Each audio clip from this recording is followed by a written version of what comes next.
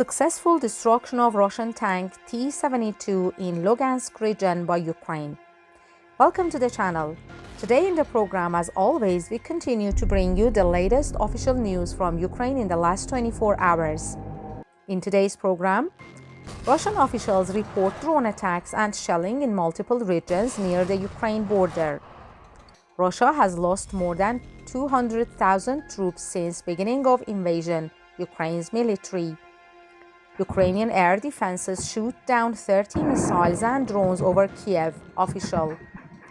NATO commits to preparing Ukraine for end of the war so history doesn't repeat itself. Wagner's next goal is to protect Russian territory from Ukrainian invaders, Yevgeny Prigozhin. Now let's go into more detail.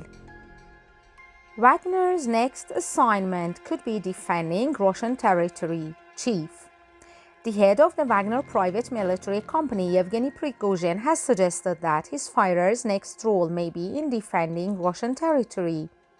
First, Wagner wants at least 1 month of recovery after fighting for months in the eastern city of Bakhmut, Prigozhin told Russian military reporters, adding that then there will be next scuffles, I think, most likely this time on Russian territory.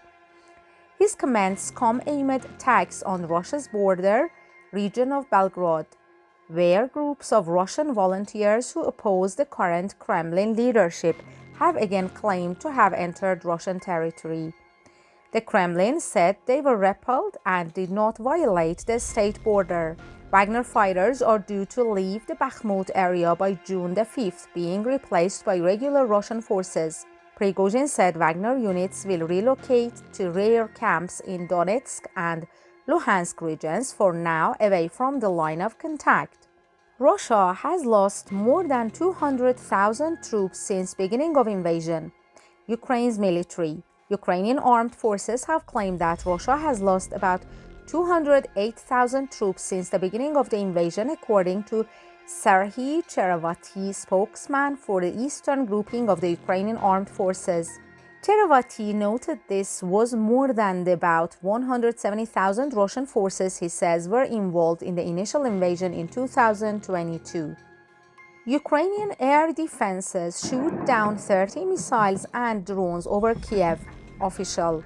Ukrainian air defenses shot down 30 missiles and drones around Kiev overnight into Friday, a senior military official said. Serhiy Popko, the head of Kiev's military administration, said in a Telegram post Friday that this was the 6th wave of attacks on the Ukrainian capital in the past 6 days. The latest attack used both ballistic missiles and drones, Popko said. He praised Ukraine's air defense system for repelling what he believed were air-to-surface missiles and Iran-made Shahed attack drones. No information is yet available on damage or casualties, Popko added.